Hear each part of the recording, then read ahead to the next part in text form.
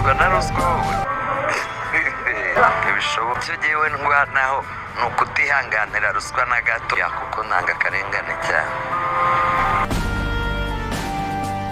umwe mu bantu bari ingenzi cyane ku kiremwa muntu, umwe mu bantu abanyarwanda bakundaga gusa bitewe n'uko ateye, cyane cyane kandi nanone bitewe n'umwanya yari afite wo kubavugira, kurwanya ruswa ndetse no kurwanya akarengane. Washimwaga kandi na bose kubera ibitekerezo bye yatangaga, bikarangira bigaragaye yuko ibyo yatekereje ari ukuri. Yitwa Ingabire Immaculee. Ku itariki ya 9 z'ukwezi kwa 10 mu rukerera nibwo amakuru yatangiye kumenyekana nuko madamu Ingabire Immaculee yavuye ku isi, yitabye Imana. Byatangajwe yuko yazize indwara yari amaranye igihe. Muwabaye umunyabigwi ntabwo yabura ibigwi tumurata n'ubwo yatabarutse. Tugiye kuvuga ku bigwi bye 10 byamuranze mu buzima bwe, byubatse abantu benshi.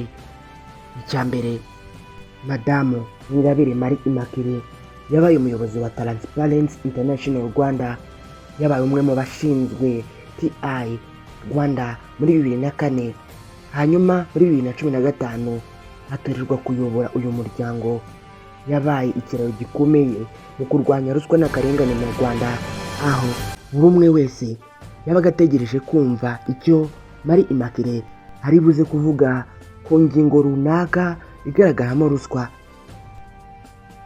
Icya kabiri, madamu Immaculee ni umwe mu bantu bakoreshaga ukuri kwinshi cyane, akagira icyizere cyo kuvuga ukuri atakebakebye cyangwa ngo yoroshye ukuri uko kumeze. We yivugiraga ko atakumvikana n'umuntu wese ukoresha ruswa, yaba ayitanga cyangwa se yakira, ndetse n'undi wese ushobora kurenganya mugenzi we.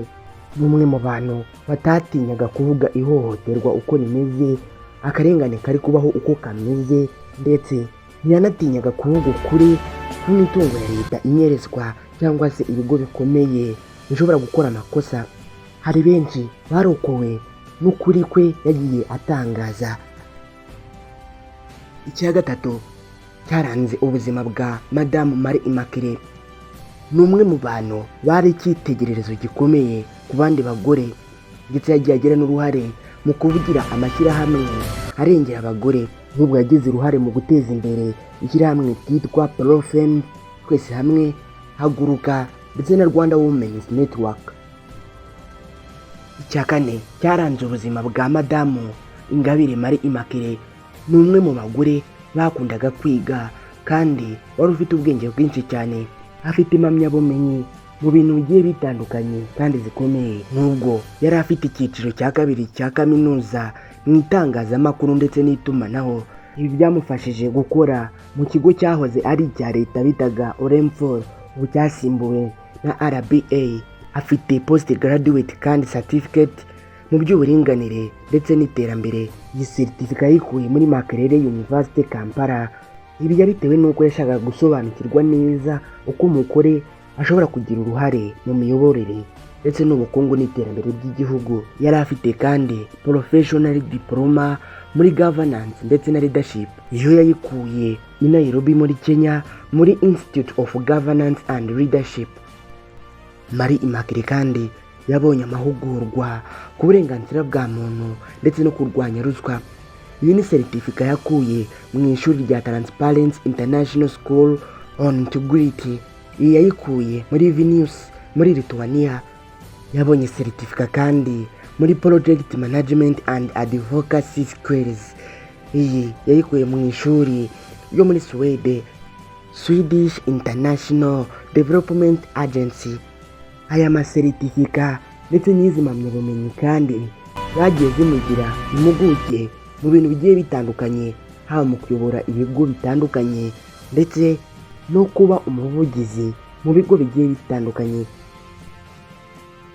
Icya gatanu cyaranze ubuzima bwa madamu Immaculee Ingabire nuko atari umuntu wagiraga amarangamutima menshi cyangwa se ngo atwarwe nayo. Impamvu nuko Immaculee yabaye mu buzima bw'ubuhunzi, abaho nabi gusa bino ntabwo byigeze bimuca intege uyumve yaba umuntu woroheje, ahubwo yashyize imbaraga mu kwiga.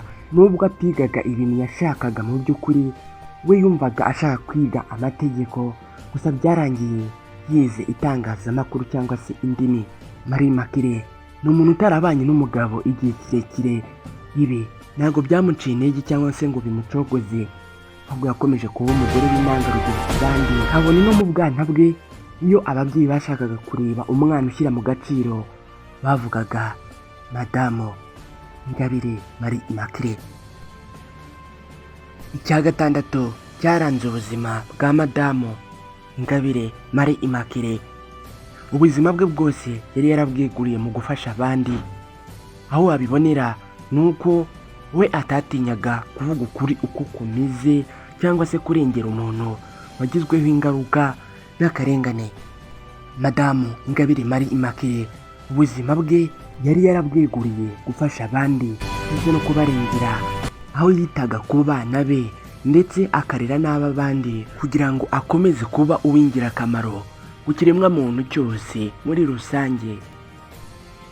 Icya karindwi cyaranze ubuzima bwa Madamu Ingabire Immaculee nuko yazamuye igihugu cyose cy'u Rwanda ku rwego mpuzamahanga mu kurwanya ruswa, Corruption Perception Index CPI.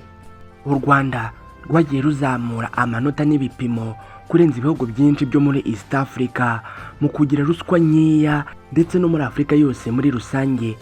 Nk'ubwo mu mwaka wa 2024 u Rwanda rwari rwarazamutse cyane mu bihugu bifite abaturage bashidikanye cyane mu gutanga ruswa cyangwa se mu kuyakira. Uyu ni umuhate dukesha ubuyobozi bw'u Rwanda ndetse na Madamu Ingabire Immaculee. Icya munani cyaranze ubuzima bwa Madamu Ingabire Immaculee nuko yatinywaga n'inzego zigiye zitandukanye. Izo nzego zatinyaga yuko serivisi zitanga zanengwa na Madamu Immaculee. Impamvu nuko yababwizaga ukuri rimwe na rimwe, kwa kuri kuryana mu matwi, bityo bakarushaho kunoza serivisi batanga. Bityo akaba yaragize uruhare rutangaje cyane mu kunoza serivisi zitangwa mu gihugu mu nzego z'abikorera ndetse n'inzego za leta.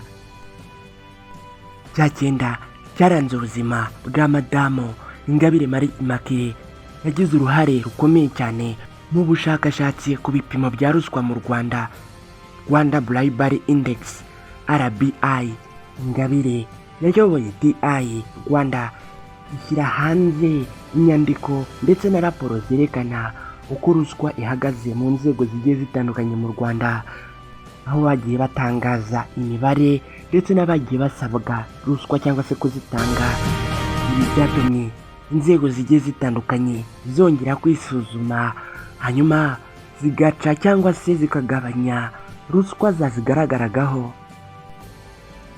Icya cumi cyaranze ubuzima bwa Madamu Ingabire Immaculee ni amagambo y'inkomezi yavuze. Muri ayo reka tuvuge mu byibuze atanu. Madamu Ingabire Immaculee yigeze kuvuga ati, nemera yuko dushobora gukiza u Rwanda ndetse n'isi yose mu gihe tugenda dukiza umutima w'umuntu umwe kuri umwe.